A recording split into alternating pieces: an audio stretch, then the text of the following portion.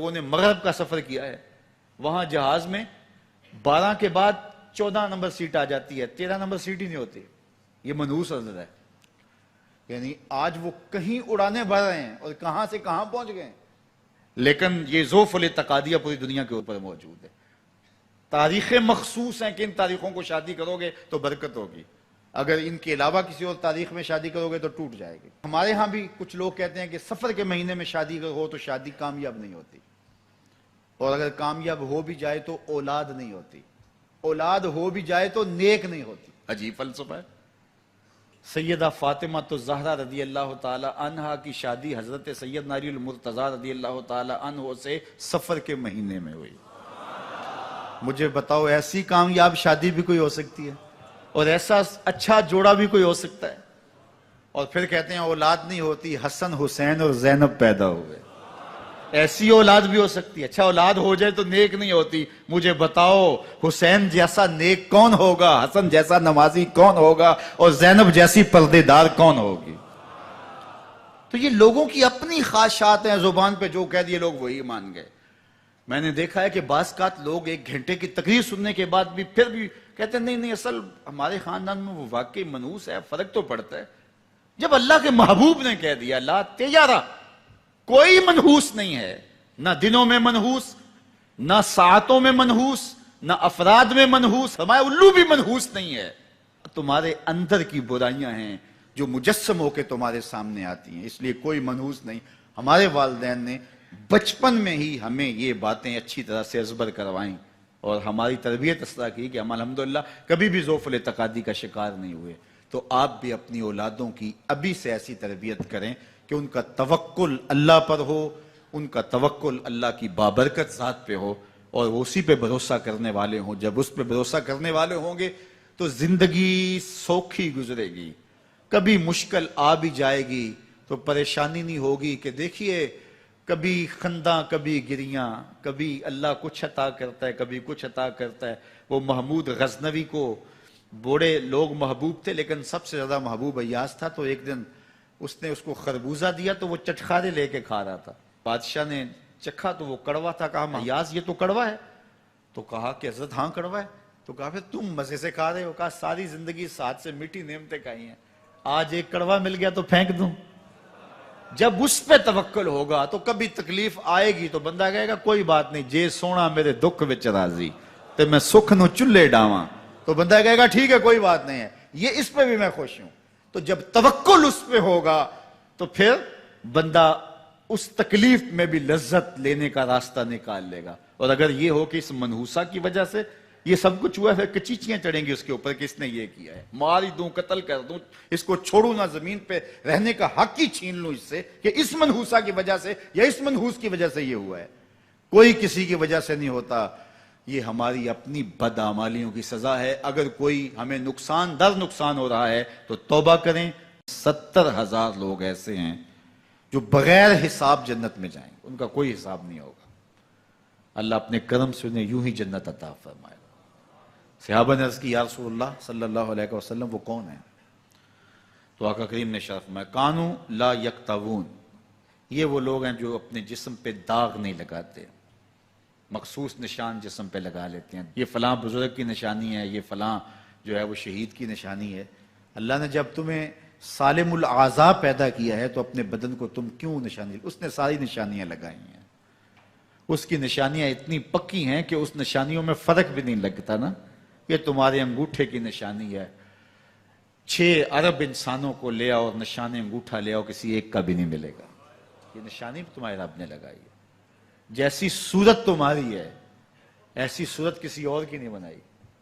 تمہیں منفرد بنایا اس میں. پوری کائنات میں سارے لوگ تمہارے جیسے ہیں لیکن تم پھر بھی الگ دکھائی دیتے ہو.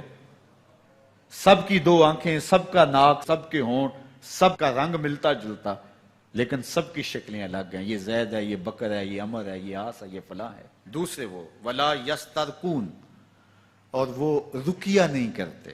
یہ چھو منتر جادو ٹونا ہر وقت عاملوں کے پاس بھاگے پھرتے ہیں، اور وہ انہیں جو ہے وہ غلط سلط ٹوٹ کے ٹونے بتاتے ہیں اور وہ کرتے رہتے ہیں. عجیب لوگوں کے نفسیات ہوتے ہیں، صبح سے لے کر شام تک اسی چکر میں رہتے ہیں اور پھر ساری زندگی ان توہمات سے نکل ہی نہیں پاتے۔ اللہ نے تمہیں پیسے دیے ہیں، نئی گاڑی تم نے خریدی ہے، چھوٹے بچے کا جوتا کیوں باندھ دیا آگے تم نے؟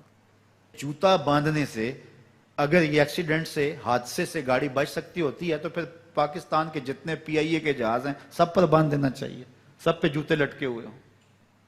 عجیب تم نے فلسفہ تراشا، کسی نے جو ہے وہ کالی رنگ کی پٹی باندھ دی نیچے، اس سے اس کو نظر نہیں لگے گی۔ گھوڑے کے پاؤں کے نیچے جو کھری لگی ہوئی ہوتی ہے، کچھ لوگوں نے اپنے گھروں میں وہ باندھی ہوئی ہوتی ہیں کہ اس سے ہمارے گھر کے اندر کوئی مصیبت نہیں آئے گی، کوئی تکلیف نہیں آئے گی۔ کسی نے ہنڈیا اپنے گھر کے اوپر الٹی رکھی ہوئی ہوتی ہے، یہ ہنڈیا بچا لے گی، اور میاں ہنڈیا کیا بچائے گی تجھے؟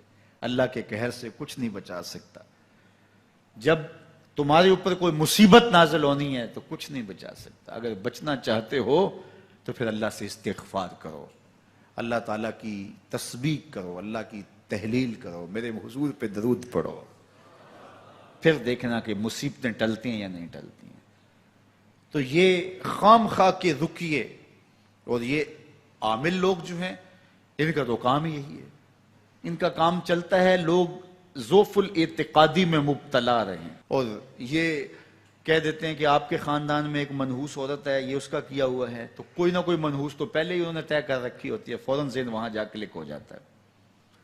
اس کا نون سے نام شروع ہوتا ہے، اس کا کاف سے نام شروع ہوتا ہے، اس کا جیم سے نام شروع ہوتا ہے، تو پورے خاندان میں کسی کا نام کاف، نون یا جیم سے تو شروع ہوتا ہی ہوگا، یا دوستوں میں، تو فوراً ذہن جو ہے ادھر منتقل ہو گیا۔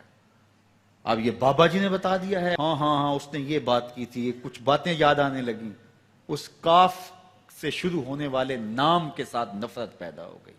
اس بابے نے نفرت کا کاروبار کیا ہے، اس نے تو 100 روپے 200 روپے لے لیے، لیکن دو انسانوں کے اندر نفرت ڈال دی۔ اس کا گریبان کل قیامت کے دن پکڑا جائے گا۔ ان ملنگوں کے پاس، ان ذوف الاعتقادی کو پھیلانے والوں کے پاس کبھی نہ جاؤ۔ تمہیں مصیبت پڑی ہے، تمہیں لگ رہا ہے کہ شاید میرے اوپر جادو ہے، تو پڑھو نا سورہ بقرہ، جادو جڑ سے اکھڑ جائے گا۔ 40 دن اپنے گھر میں سورہ بقرہ پڑھو، برکت ہوگی۔ کہتے ہیں مولوی صاحب 40 دن تو نہیں پڑھی جا سکتی، 2.5 پارے، ہمیں کوئی تعویذ ہی کر دیں۔ ہم شارٹ کٹ چاہتے ہیں نا، روزانہ صبح 2.5 پارے سورہ بقرہ پڑھیں، یہ تو ہم سے نہیں پڑھی جائے گی، تو آپ کوئی تعویذ ہی لکھ دیں۔ کاروبار میں برکت نہیں، میں کہتا ہوں پڑھو نا سورہ واقعہ، 3 رکوع ہیں، برکت ہوگی۔ ہم کہتے ہیں ہمیں تعویذ ملنا چاہیے، بس وہ ہم گلے میں رکھ لیں، بٹوے میں رکھ لیں، پرس میں رکھ لیں، اور ہمارا کام ہو جائے، ہمیں کچھ بھی نہ پڑھنا پڑے، ہمیں وضو تک نہ کرنا پڑے، نماز نہ پڑھنی پڑے، اور برکت ہو جائے۔ ایسے برکت تو نہیں آتی۔ بیٹے کی شادی کی، بہو گھر لائے، ابھی 2 دن نہیں گزرے تھے، کاروبار میں نقصان ہو گیا، یا گھر کا کوئی فرد فوت ہو گیا، یا کوئی جانور مر گیا، تو کہا کہ یہ منحوسہ آئی ہے تو ہمارا یہ نقصان ہو گیا۔ اگر وہ نہ آئی ہوتی تو پھر یہ نقصان نہ ہوتا، پھر تم قیامت تک جینا تھا، یا اس سے قبل تمہارے کبھی نقصان نہیں ہوئے۔ تمہارے گھر کے اندر بیٹیاں موجود ہیں، یہ بھی کل کسی کی بہو بنیں گے، اور ان کا بھی کوئی نقصان ہو سکتا ہے، اور یہ بھی منحوسہ قرار دی جا سکتی ہے۔ پھر تانو تشنی کے تیر جو ہے وہ اس کے اوپر لگائے جانے لگے۔ کتنی زیادتی ہے، کتنا ظلم ہے، کسی کا دل توڑنا، کسی کا دل دکھانا، کسی کو منحوس قرار دے دینا۔ از خود تمہارے پاس کیا سند ہے؟ تمہیں الہام ہوا ہے؟ کیا حجت ہے، کیا دلیل ہے تمہارے پاس کہ کسی کو تم نے منحوس قرار دے دیا؟ کتنا مکار ہے انسان، اپنی بدعمالیوں کو، اپنی نیت کے کھوٹ کو، اپنی نیت کی کوتاہیوں کو، اپنی سستیوں کو، اپنے عمل کی کمیوں کو دوسرے کے اوپر مڑ دیتا ہے۔ کاروبار تو نے صحیح نہیں کیا، نقصان ہو گیا۔ صبح 12 بجے اٹھ کے تو گھر سے جا رہا ہے اور نقصان ہو گیا۔ تو نے 2 نمبر مال بیچا، آج پکڑا گیا اور نقصان ہو گیا۔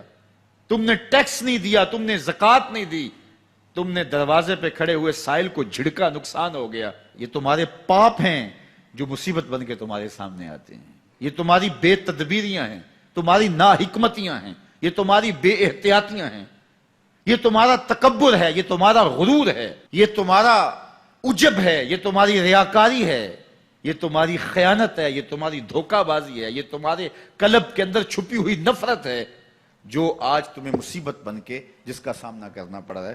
یہ تمہارے اندر کے عیب ہیں جو مجسم ہو کے تمہارے سامنے آئے ہیں۔ اللہ تعالیٰ نے قرآن مجید میں ارشاد فرمایا وَمَا أَصَابَكُم مِّن مُّصِيبَةٍ فَبِمَا كَسَبَتْ أَيْدِيكُمْ، جو تمہارے اوپر مصیبت آتی ہے وہ تمہاری اپنی کرتوتوں کی وجہ سے آتی ہے۔ بیماری آئی تمہارے پرہیز نہ کرنے کی وجہ سے آئی، بیماری آئی تمہارا زیادہ کھا لینے کی وجہ سے آئی، بیماری آئی تمہارا نامناسب غذا لینے کی وجہ سے آئی، بیماری آئی وقت پہ سوئے نہیں، وقت پہ اٹھے نہیں، تم نے کسی سے زیادتی کی، بیماری تمہاری بدعمالیوں کی سزا ہے، مصیبت کا آنا، تکلیف کا آنا تمہاری بدعمالیوں کی سزا ہے۔ اور منحوسہ یہ خاندان کی خاتون ہے، تو یہ دوسرے کے اوپر مڑ کے اپنی کوتاہی، اپنی غلطی دوسرے کے اوپر لگا دی اور اس کو منحوس قرار دے دیا۔ اگر کسی کا کام تمہیں دیکھ کر کے اچھا نہ ہو تو پھر تم بھی منحوس قرار پائے نا۔ اگر آج تم کسی کی بہن کو، کسی کی بیٹی کو منحوس قرار دیا ہے اور خاندان کے اندر اس کو منحوس مشہور کر دیا ہے، تو اگر کوئی یہ مشق تمہاری ماں پہ کرے، تمہاری بہن کو منحوس قرار دے دے، تمہاری بیٹی کو منحوس قرار دے دے، تو تمہارے دل پہ کیا گزرے گی؟ یہ کتنا ظلم ہے، کتنی بڑی زیادتی ہے کہ آج خود کسی کو منحوس قرار دے دیا۔ کوئی منحوس نہیں ہے، کوئی لمحہ منحوس نہیں ہے، کوئی شخص منحوس نہیں ہے، کوئی وقت منحوس نہیں ہے، کوئی گھڑی منحوس نہیں ہے۔ مصیبت کا آنا، تکلیف کا آنا تمہاری بدعمالیوں کی سزا ہے۔ لیکن قرآن نے کیا خوب بات فرمائی، وَيَعْفُو عَنْ كَثِيرٍ، ابھی تو بہت ساری باتیں ہم معاف ہی کر دیتے ہیں۔ تم نے کوئی گناہ کیا، پھر تمہارے ہاتھ اٹھ کے ہم نے معاف کر دیا۔ تم نے کوئی گناہ کیا، تم نے صدقہ کیا، ہم نے معاف کر دیا۔ تم نے کوئی گناہ کیا، تم نے سجدہ کیا، ہم نے معاف کر دیا۔ تم نے گناہ کیا، تم نے وضو کیا، ہم نے سارے گناہ جھاڑ دیے۔ تو کچھ اعمال ایسے ہیں کہ جن کی سزا بھگتنی پڑتی ہے لازمی، لیکن زیادہ عمل ایسے ہیں اللہ فرماتا ہم زیادہ یوں ہی معاف کر دیتے ہیں۔ اور اگر ہم سارے معاف نہ کریں تم چل ہی نہ سکو، زندگی تمہاری گزرے ہی نہ، اتنی مصیبتیں تمہارے اوپر ٹوٹ پڑیں، لیکن تم وہ منحوسہ کو قرار دے کے اپنے اوپر سے ٹال رہے ہو، فلاں منحوسہ اس لیے یہ سب کچھ ہو رہا ہے۔